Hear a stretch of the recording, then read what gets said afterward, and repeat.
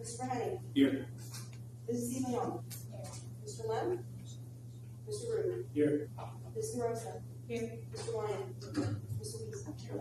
We have four. All right, please stand for the pledge. Pledge allegiance To the flag of the United States of America and to the republic for which it stands, one nation, under God, indivisible, with liberty and justice for all.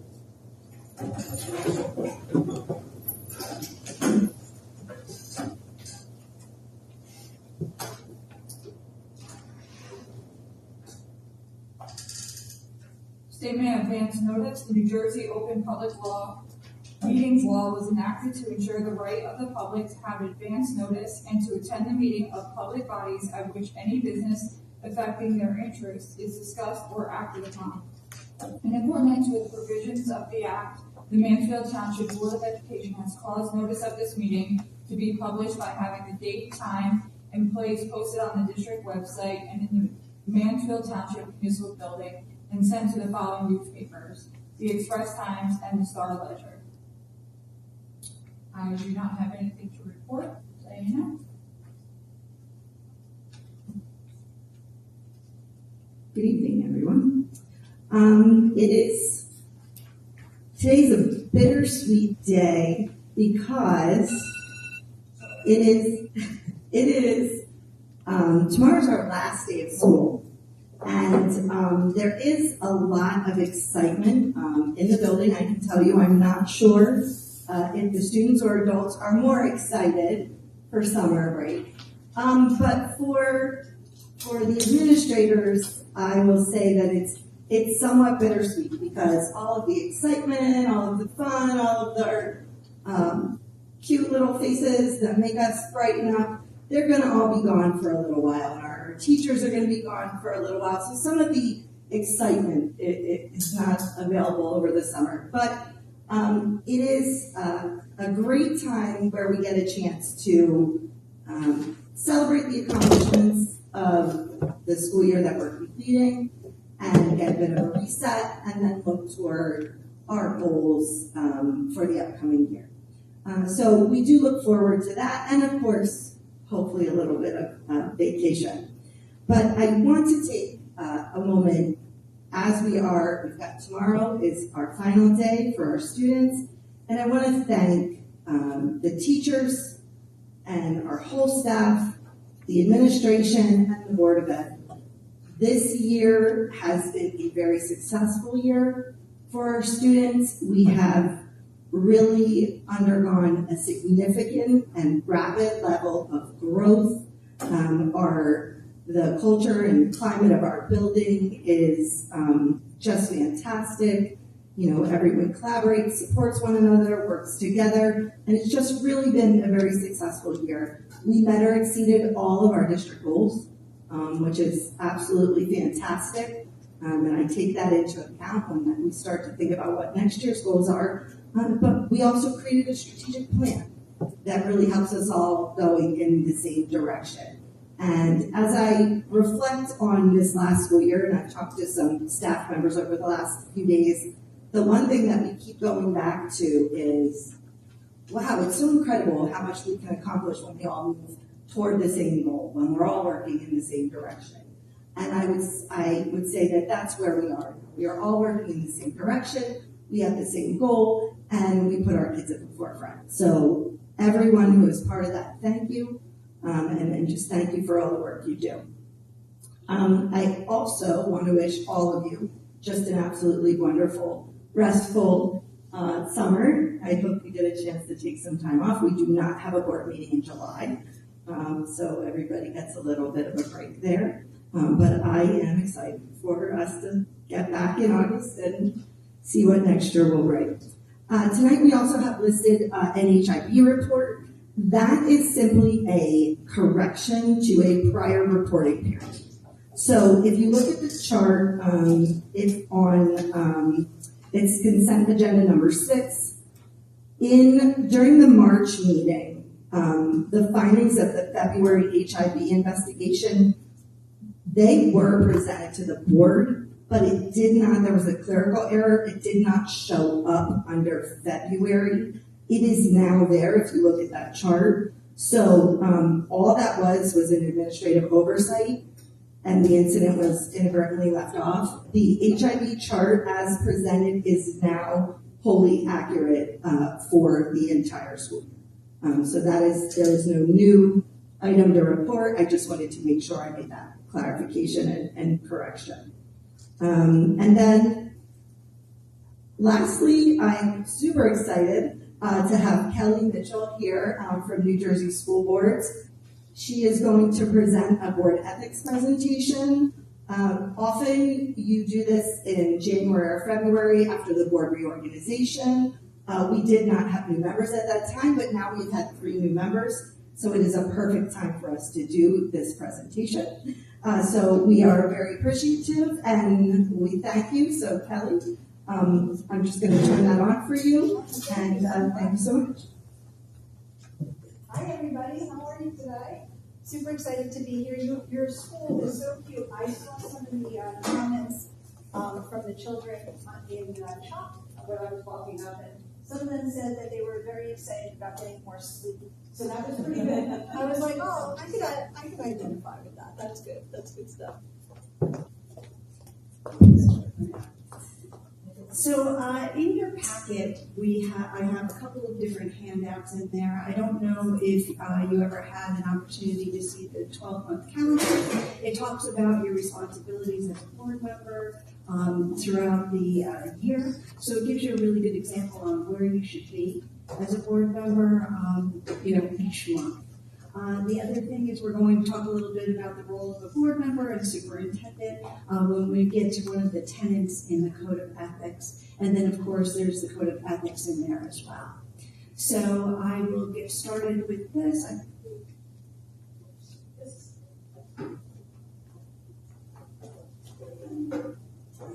Okay, so just as a disclaimer, this presentation is not meant to give you any type of legal advice. Of course, if you were requiring any legal advice, you'd go through your board president and talk to the board attorney. So you're going to hear a lot tonight about the Ethics Act itself, and the Ethics Act is there to make sure that our conduct as board members is respectful and keeps the confidence of the people. So there are a lot of times where there's situations where board members' conduct comes in and out of, the conduct that's proper for a board member, and it does violate the public trust. So we're going to talk about those parameters throughout the presentation and talk about really where your lane is as a board member. So this is the actual Ethics Commission itself. So there's 9 members in the Ethics Commission. There's 5 non-school officials, 2 school board members, and 2 school administrators. And you can see there that both seats for the school board members is vacant. So if you have even more time to volunteer, you might want to put your name in for the commission. That would be really interesting and super fun, right?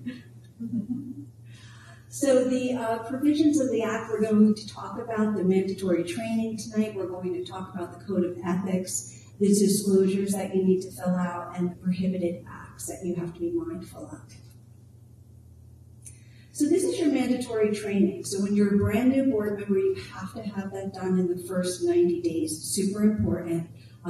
Just know that any of these trainings, the governance 1 through 4, only the BA can sign you up for these. All the other trainings that we offer for New Jersey school boards, you can sign yourself up for, as long as there's no cost to it. But this, you do have to go through the BA. So the BA will set this up for you. So it's that first 90 days, you have to make sure as a new board member that you get that done.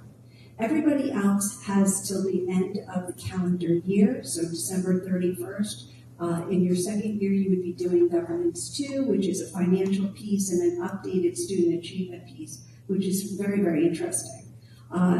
In the year 3, you would be doing policy and labor relations, and we are going to do a new program on labor relations. We just hired a new director of labor relations at New Jersey School Board, and that's really going to help you, especially when you're in the negotiations here. And then if you are returning a re-elected board member or reappointed, you would take that governance 4, and that's legal updates. Just know that you can take any of these, in other years if you'd like. It just wouldn't count for that year that you're in. But if you're interested in some of these subject matters, you can take it. And it's live virtual. We have one where we actually teach and take comments. And then there's one that's self-paced, and then it just basically goes through the program as wherever you want. You can come and go, 15 minutes here, 15 minutes there. So, but just please make sure that you have them done by the end of the year, unless you're a first year board member, that's 90 days. And because you will get a little email from the Ethics Commission and say that they're going to possibly be removed if you don't do it. So super important. Those financial disclosures, you have to have that if you're a brand new board member, have to have that done within the first 30 days of being sworn in. Everybody else should have had that in by April 30th. Super important to get that in.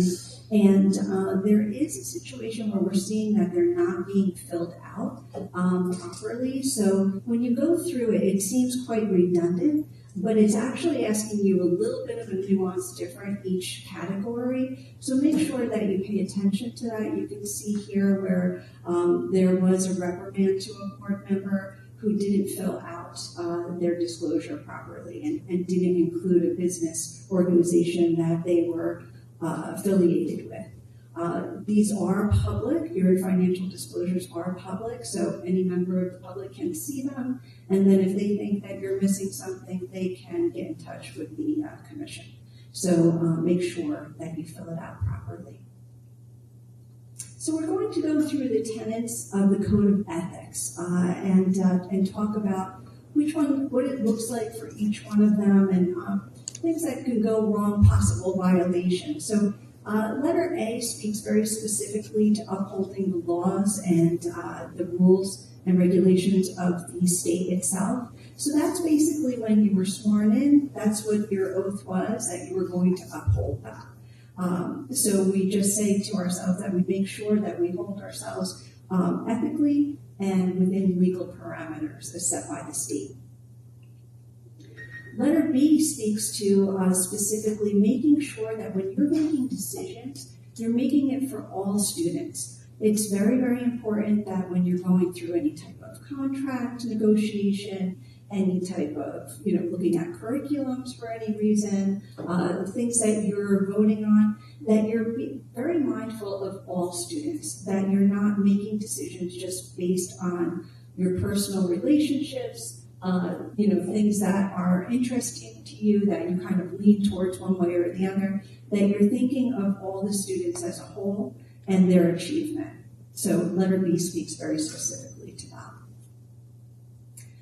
I love letter C because letter C speaks very directly to your role as a board member. A lot of times board members feel that their role is much bigger than what it really is. But what it really is policymaking, planning, and appraisal. So you just recently did the CSA evaluation. That's your appraisal piece. Planning would be sometimes when you're looking at curriculum committee, the budget, those type of things, planning goals. You just did a strategic plan. That's all about planning. And then policy making, of course, making sure that your policy manual is up to date, that everything is at least 5 years or younger. That's what we say is the best course of action, to make sure that your manual has everything up to date, 5 years or younger. If there was a policy that is still working for you, but it's older than 5 years, that's fine. Just read it at a public meeting, timestamp that, and then you can have it exactly the way it is. But that is our recommendation.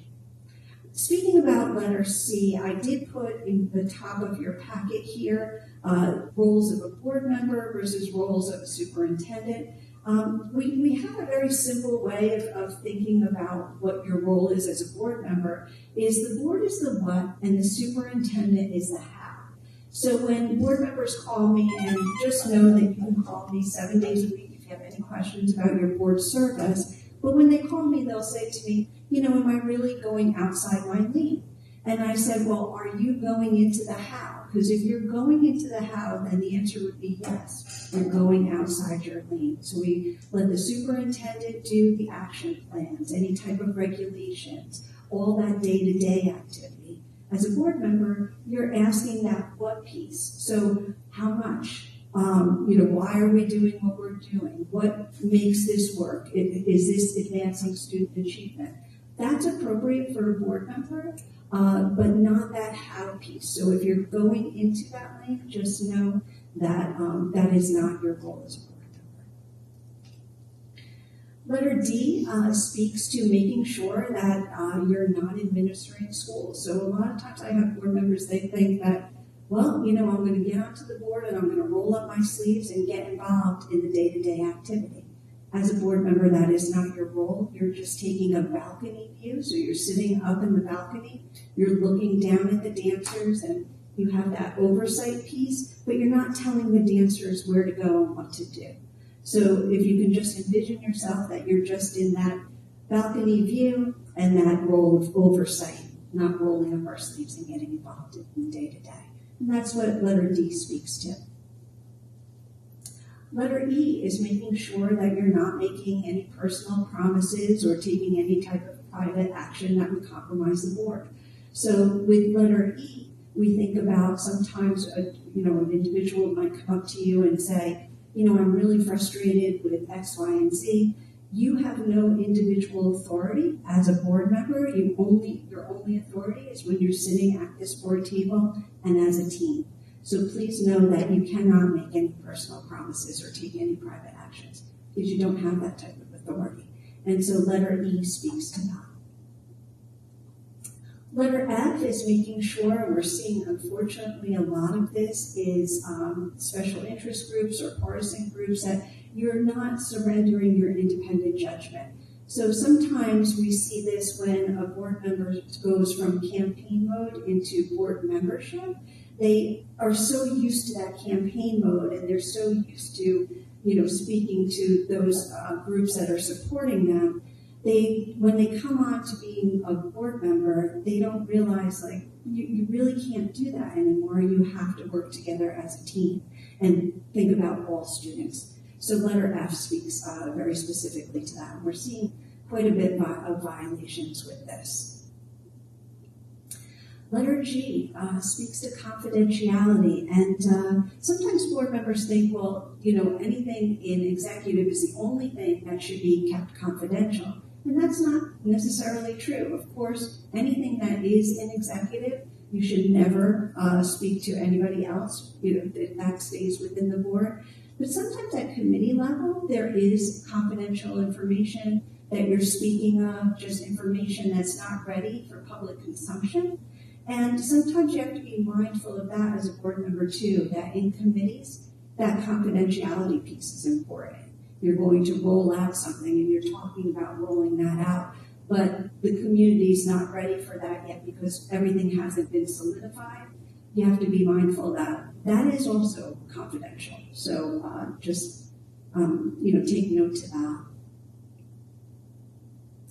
And then letter H, that you are going to appoint the best qualified personnel after the superintendent recommends. So we are not, when you look at this little chart that I gave you about the what and the how of your roles, the how would be a recommendation. So the board will never be able to recommend somebody for a position. That comes only from the superintendent. Once the superintendent recommends somebody, then you go ahead and vote. So just know that you can't say, I think Sally Sue would be a great administrator. That is not the role of a board member. That's that how piece.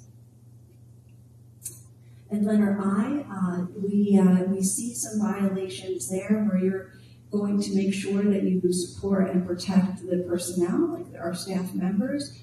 We saw a violation just recently of letter I where a board member thought it was a great idea to write a blog.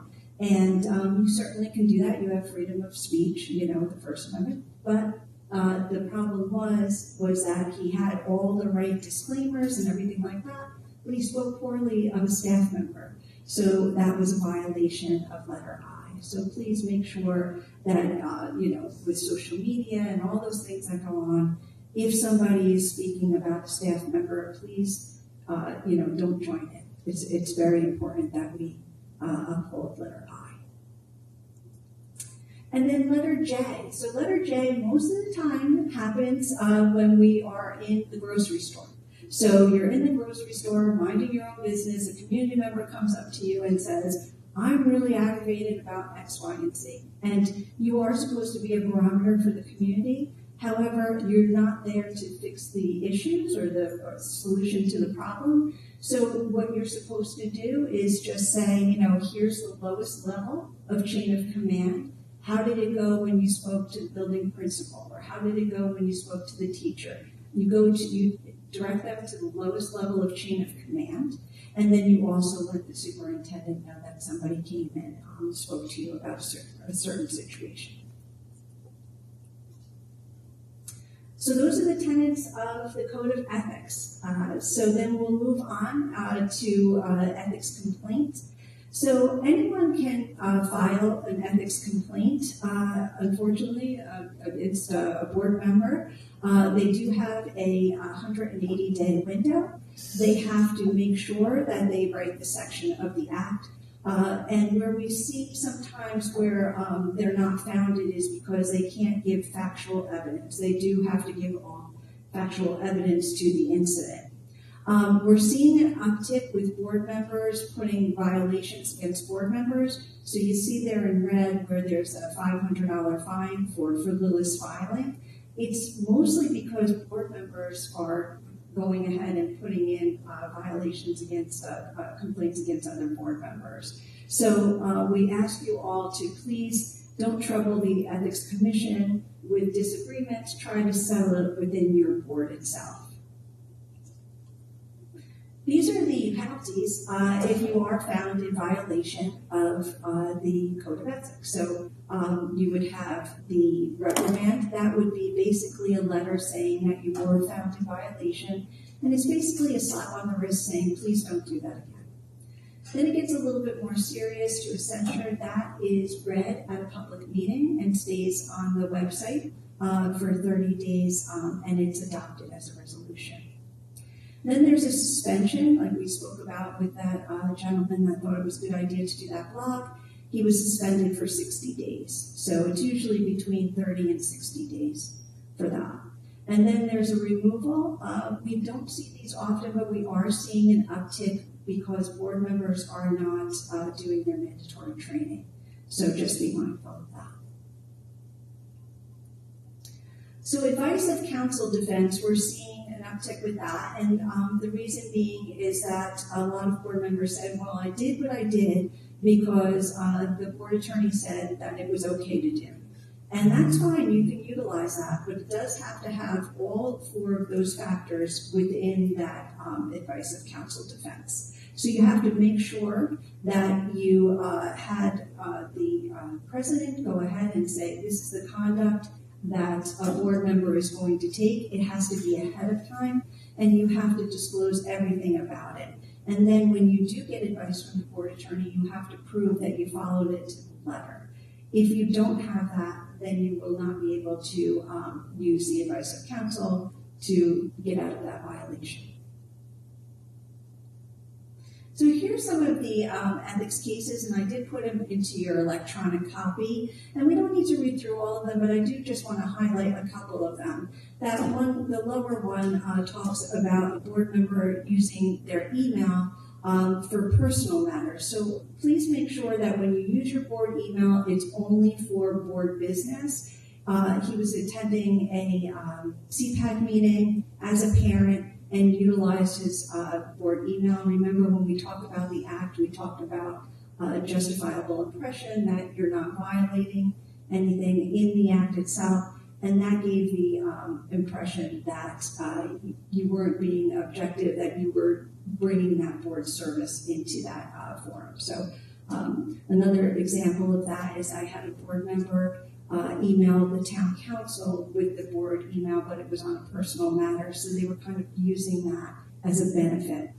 So please, anything to do with personal matters, do not use your board email. And this other one that I wanted to just point out, a lot of times board members say, I've been a board member for many, many years. Why do I have to listen to this, ethics presentation? And you can see there that middle one, there was a 15-plus year board member who thought it was a really good idea to go to a staff member's home, pick up a letter from that staff member, bring it to the VA, tell the VA, do not give it to the superintendent, and then didn't recuse herself when the matter was being brought up in front of the board. So that was a 60-day suspension, and it shows that even though you're a seasoned board member, sometimes board members go off the rails a little bit. So that's why we put that one in there. So this is a newer guidance, and it's about recusing yourself versus abstention. So back in the day, board members felt that if they were conflicted, they would just abstain. Now the guidance is that you should recuse yourself if you have a legal conflict. So if you have any type of legal conflict, a relative that you couldn't vote for, some type of business matter that you were affiliated with that you couldn't vote on that, you would recuse yourself, not only from the vote, but from the discussion as well. So it's super important to be mindful of that because most boards have on their agenda abstention, yes or no, and then absent. You need to add this recusal piece, and that's for legal conflict. So just know that you shouldn't do that. The reason why you would have to recuse yourself from the discussion as well is because sometimes your discussion might skew the vote because of what you're saying. So you have to recuse yourself not only from the vote, but the discussion. We get a lot of questions about board members asking, do they have to leave the board table? No, not necessarily. You can just say that you're going to recuse yourself on that vote. In your packet, I did put definitions of who you're conflicted, if a situation. So it kind of goes down to the whole nuance of what a relative looks like. That's in your packet there, and that's that hyperlink on your electronic copy. And then advisory opinions. Know that you can put in for advisory opinion if you have some type of conduct that you think that you want to do, and you just want to see what the commission feels. Would it be a violation? Would it not? You can put in for that. It does take a little bit. They are all on that link there I put into your electronic copy that you can see. The commission just asks that if you please, look to see if there was another opinion that was similar to what you're looking for. And that cute little police officer there is because a lot of times board members say to us, well, it's just an advisory opinion, like it's just an opinion. Like, do we really have to abide by it? And we say this basically like a correlation. If a police officer said that certain actions would get you arrested, you wouldn't test their guidance. So please don't test the guidance of the commission itself. And I put in just the advisories that were released in 2025 in your electronic copy, so you'll have that in your email. And then a benefit, we put that up here because we wanted to make sure that you understood that sometimes a benefit is very direct and it's easy to say, yes, I'm conflicted. But sometimes it's indirect, where you're going to get some personal gain from voting one way or another. So you really need to know that before you go ahead and vote. And you can see there that there was a reprimand for a board member who basically used their seat to get onto a general assembly. So just be mindful that sometimes it could be an indirect type of benefit. So just know that when you're voting or when you're speaking at the board table that you're not utilizing your seat for gain.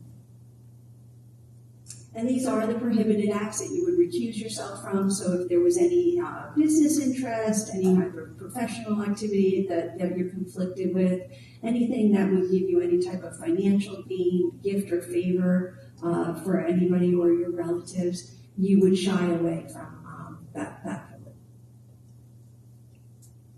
And then here are some prohibited acts that I put in. And we don't have to read through them, but you can see there that there was a time where there was a board member who thought that they could go ahead and speak about something with their child as a board member. That, is of course a benefit, so there was a censure there. And then conflicts of interest. A board member thought that they could go ahead and contact the superintendent and the board president about something that involved their spouse and believed that it was just like a little minor thing, so it was no big deal to do that. And the Ethics Commission felt that it was a violation against B and D, so there was a reprimand handed for that. So we know that we can't hire any relative of a board member. If there is a board member who has a relative that works for the district already, that's fine, but we couldn't hire a relative of a board member or of the CSA. This is a little bit newer guidance about a conflicted board president. So if a board president has a relative that works in the district, they couldn't be on any of the committees that touches that job. So personnel, negotiations, instructional, any kind of finance committee, and they couldn't pick the committee chairs either. So if you are a conflicted board president, then you have to hand that task over to the vice president. And I put in here, I don't know when it's going to be, a negotiation year for you, but I made sure that I put in here whether you can be involved in negotiations and or ratify the contract. I think this is a really good graphic for that.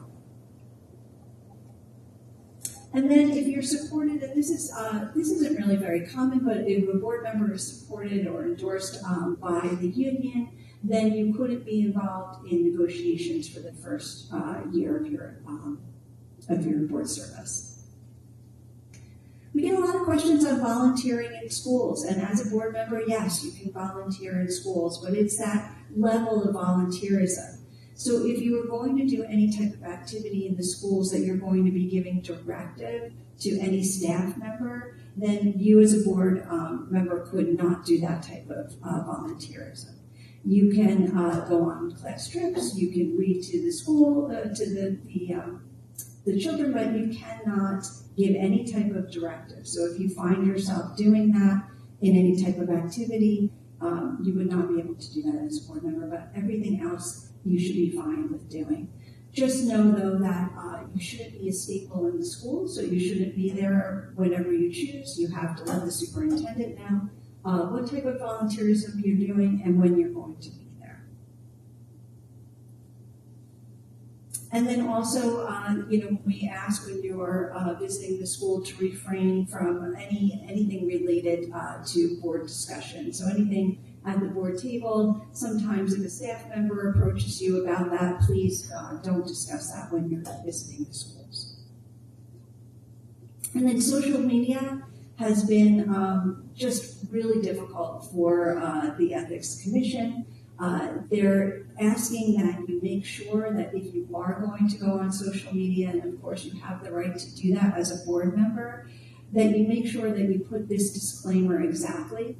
This disclaimer was made by the commission itself. And it's, we just have to be clear, though, that it's not saying that if you put that disclaimer that you won't have a violation against you, because sometimes it's about the content that the board member wrote in their post. So if you're speaking like a board member, remember the Act talks about the justifiable opinion of the public to see that you're not speaking for the full board, that you don't have the authority to do that. If you're speaking in your official capacity, but then still have this disclaimer, the disclaimer is not going to do you any good. So please make sure that you don't speak as a board member, that you're just speaking your personal opinion when you post on social media. And this is some of the social media cases that came about, and there's been quite a few, but you can see there on that lower one where they use the word we, so it gave the justifiable impression of the public that you're speaking for the full board, and you wouldn't have the authority to do that, so that's why there was a reprimand there.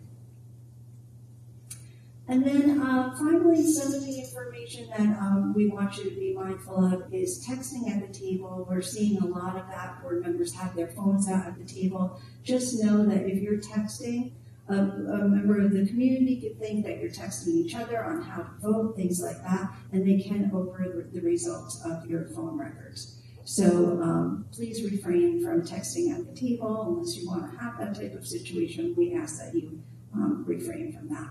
Also, if you have a campaign page that you utilize in social media that identifies you as a board member, we ask that you take that down and not post from that, because that gives that impression that you're speaking for the full board.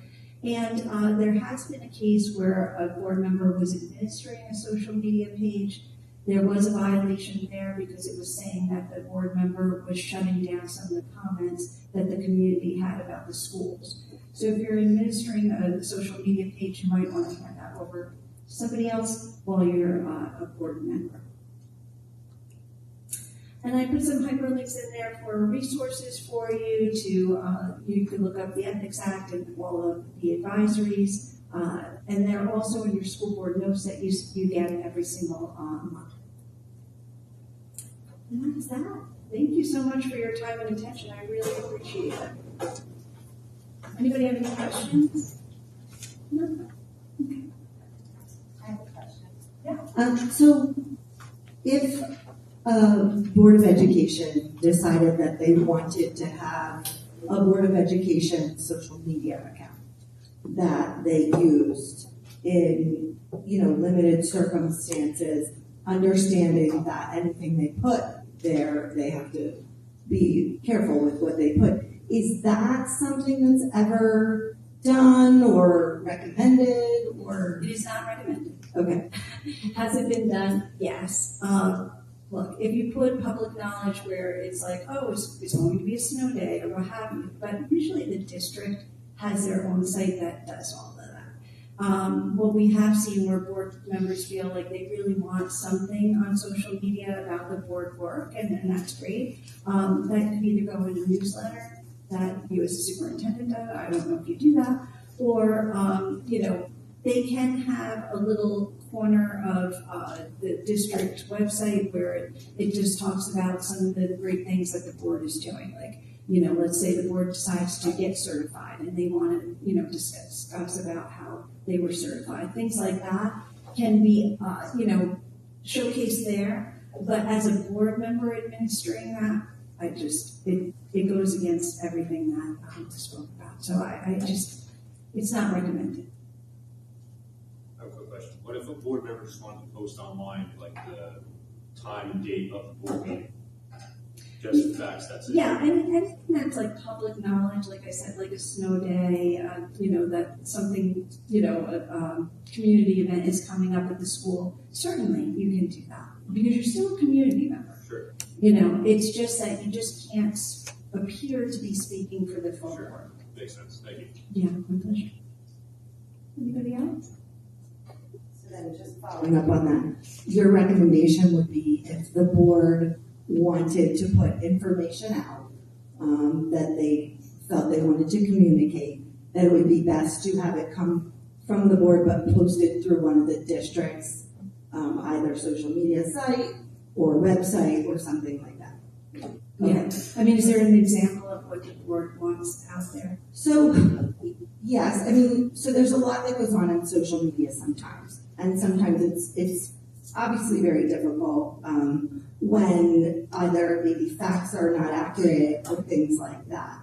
So if there's an occasion where things are posted that may be factually inaccurate or could even rise to the level of creating, issues with public trust in the school districts, what would be the best way for that information to be shared with the community?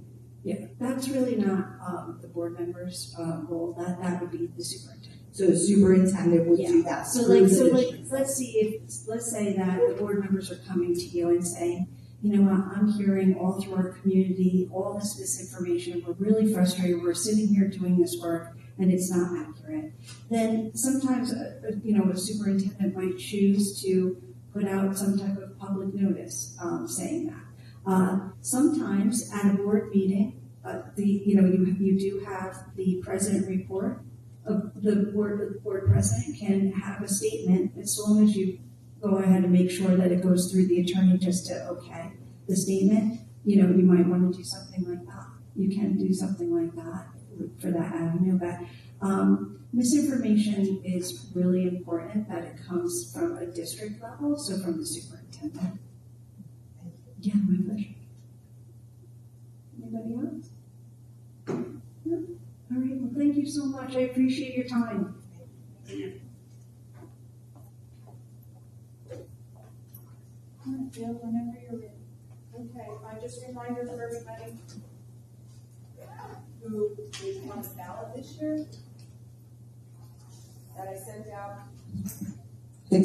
That I sent out an email on May 10th that your candidate packets are going to be due to the county clerk by 4 p.m. on the last Monday of July. If you have any questions with it, reach out to me. Additionally, Colette and Alexis, I'll just be touching base with you in the next couple of days just to make sure we're good with Governance 1 and then also to get you on the SEC so that you form filled out. Hey, Gail, just a question. Is Colette up, or did she finish Linda's position, which would be till next, right? Yes. Okay. Yes.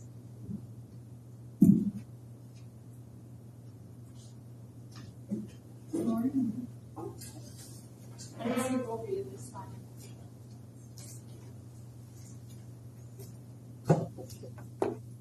Norma, do you mind just turning it off? Yeah.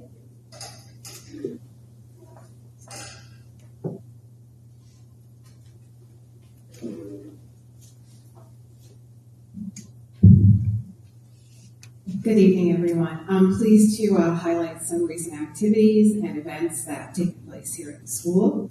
The PTA had a book fair, and this past May, and classrooms were buzzing with excitement getting books. But what the PTA set up was a raffle called "Caught You Reading" book raffle. So each class there would be a winner, and then one per class. There was a hidden spike to win a free poster, one per class. We had a variety show on May 15th.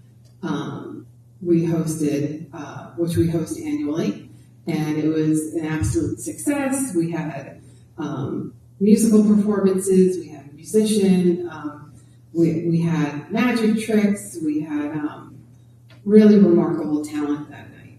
The 6th grade picnic was a resounding success. Heartfelt thank you goes out to the PTA for organizing the event, especially the inclusion of, which was a staff favorite, the French fry truck and the ice cream truck. Last night was our 6th grade promotion. I want to thank the staff members and Board of Ed members that attended last night, and a thank you to the PTA for setting up, after promotion, Philly pretzels, beautiful decorations, which you could see in our entrance right here.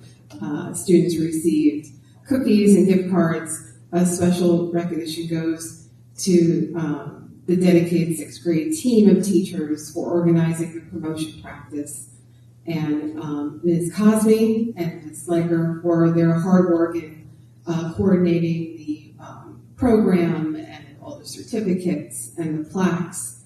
The promotion ceremony was a joyous celebration. Looking ahead, we're going to have our kindergarten orientation and pre-K meet and greet on September 1st.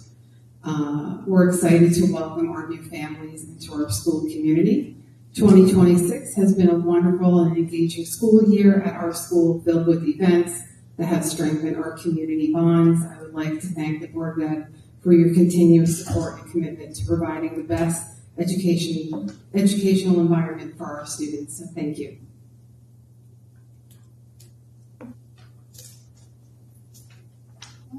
Any communication for resolutions? They do not. All right. Open it for public comment. I have a question about something on the agenda. Is that now? On the agenda? That's on this agenda. Yes, you can. Correct.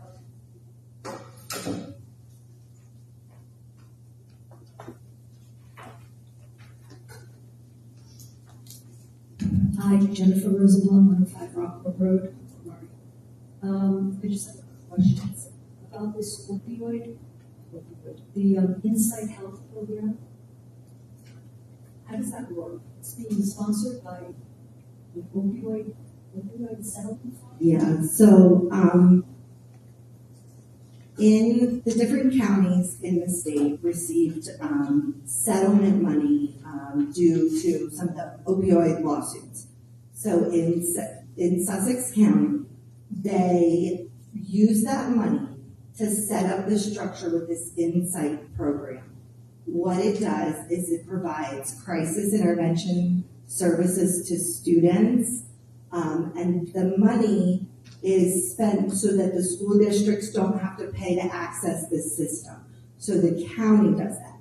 It was very effective in Sussex County, so Warren County, at the request of Warren County Superintendents Association, explored with Warren County whether we could do the same thing in Warren County. And this took about, I would say, a year to a year and a half. It was spearheaded by Chip Clymer over in Warren Hills, and they were able to get this in place. It's much more common that those kind of crisis intervention screenings would occur at the high school level, sometimes at the middle school level, but we still do have them at the elementary school. So what it does is it just gives us access to the system so that if we have a situation, we can use the system. Once you use the system, every school then is responsible on an a la carte kind of way for whatever services they need. So the reason why it's super beneficial to elementary schools and smaller schools is because it was about $3,000, $4,000 just to be able to be part of this system, the Insight system. So by the county paying for it, we don't have to. So the process is, instead of the school making, going in and putting the information in, looking at insurance information, doing all those things, if there's a child in crisis, all we have to do is put the information in, our counselor, and then Insight links it up with the insurance, with providers, and gets it done within 24 to 48 hours. So it's much faster to get the children's services. They have their own providers that are on site, psychologists, psychiatrists, counselors. From what we have heard in Sussex County, it's been incredibly successful. So any district that wants to participate has to sign this memorandum of understanding and then have it board approved, and then we can access the system any part of it. What is an example of child in crisis? So a child in crisis is when you have a child who is potentially a risk to themselves or a risk to others. Thank you, I understand. Number 7 of personnel committee. Number 7, head of the 1 is a substitute teacher or a paraprofessional. These are just substitutes for extended school year. For ESY program, which is, That's a substitute teacher for this program? Yes.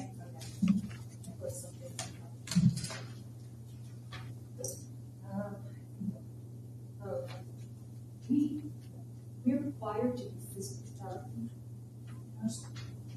we have to provide physical therapy, occupational therapy, and speech services for children who need them, and they're in their IEPs or 504 plans.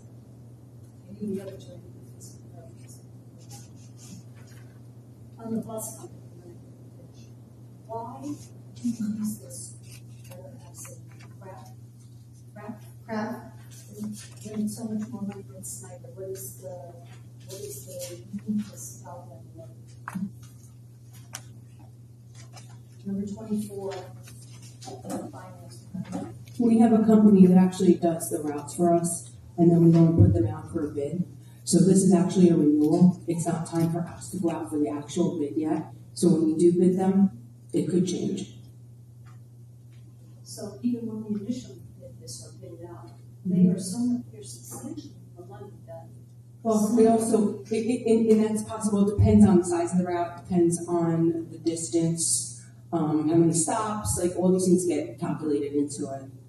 all of the Snyder, almost all, except for the bottom one, the Snyders are the exact same Mm-hmm. company.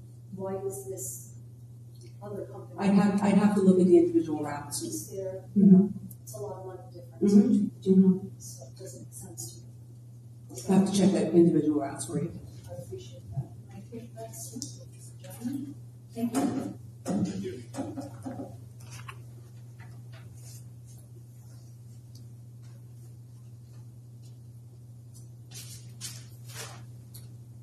Any other public comment? Closing public comment?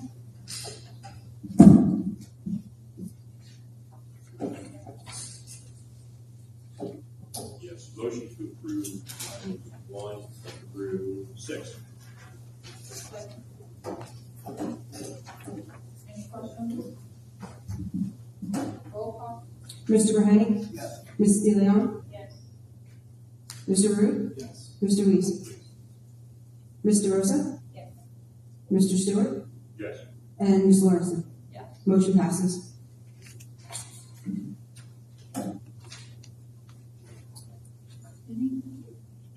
Motion to approve items 1 through 4. Any questions? Roll call? Mr. Burhaney? Yes. Ms. De Leon? Yes. Mr. Rude? Yes. Mr. Weiss? Yes. Mr. Stewart? Yes. Mr. Rosa? Yes. And Ms. Lawrenson? Yeah. Motion passes. Make a motion to approve items 1 through 20 and 21. Second.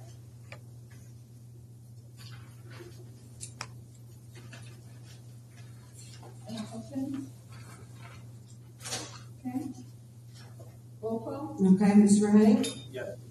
Mr. Weiss? Yes. Mr. Rude? Yes. Mr. Rosa? Yes. Ms. De Leon? Yes. Mr. Stewart? Yes. And Mrs. Lawrenson? Yes. Motion passes.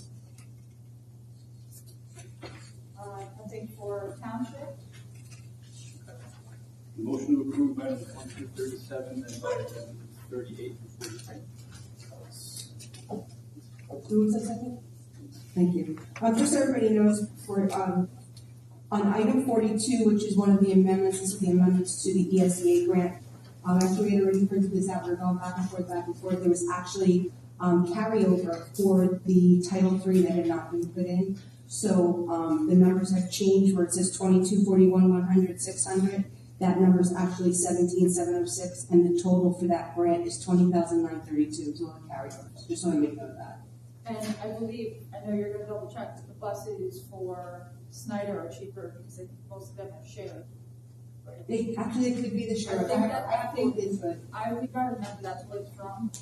And if you look on 25, there's ones that are 25 grand or ones that are shared. But you can double check. Yeah, I'll double check just to be sure.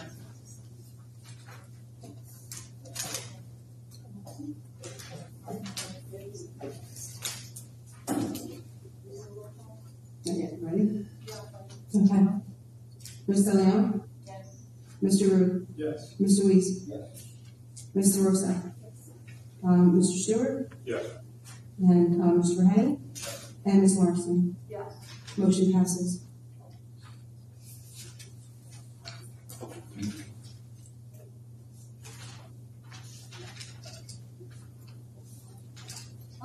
Public comment?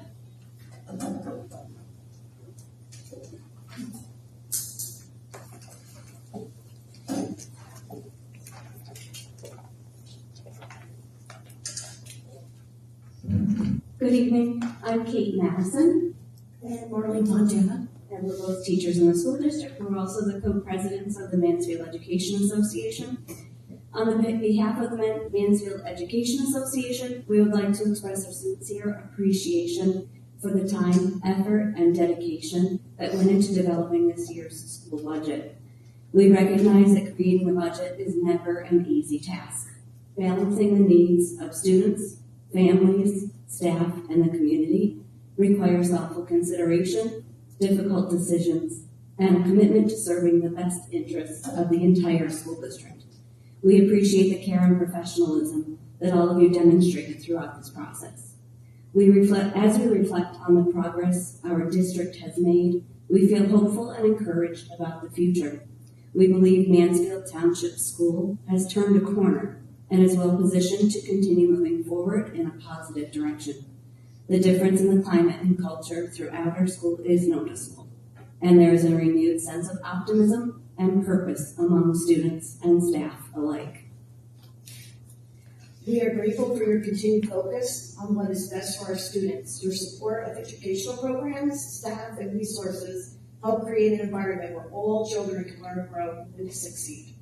Thank you for your leadership, your partnership, and your communication to the Mansfield Township School community. We look forward to working together as we begin a new school year and continue building positive momentum that has been created. Thank you.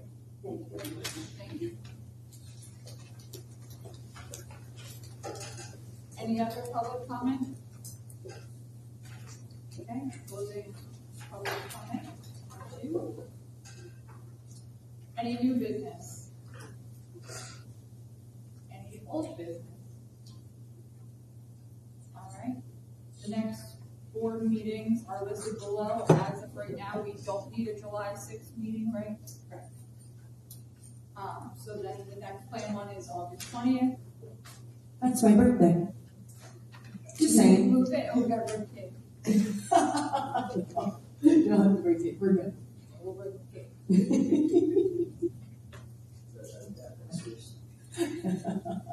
All right, we good? We got room here to do it. Make a motion to adjourn. Second. Second. Got it. Nice.